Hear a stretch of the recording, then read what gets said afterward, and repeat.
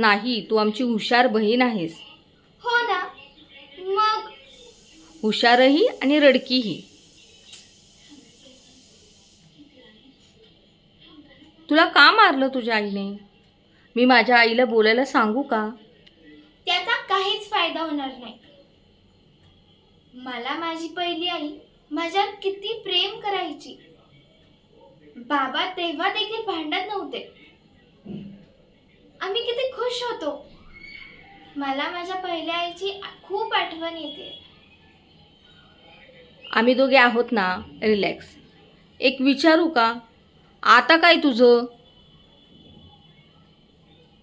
मुक्ता, तुझी आई, नवीन आई येऊन 3-4 महिने झाले असतील ना? हो. अगं मग थोडा जरा वेळ जाऊ दे, सगळं होईल नीट. नाही होणार काहीच.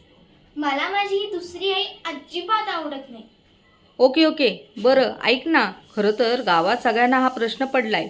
माझी आई पण परवा बाबांना विचारत होती की तुझी ही नवीन आई बाबांना भेटली कुठे?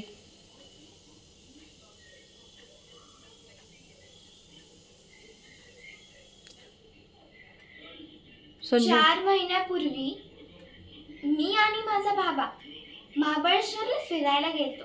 आम्ही तिथे खूप मस्ती केली आणि घरी येण्याच्या वाटेला ही माझी दुसरी आई लिफ्ट मागत होती. तेव्हा बाबाचं लक्ष नव्हतं.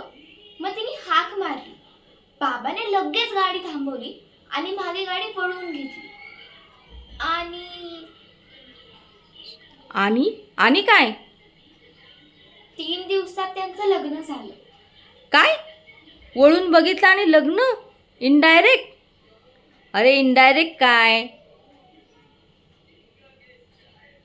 सगळे माझ्या गोष्टीची मस्करी करतात. मला तुमच्याशी बोलायचंच नाहीये.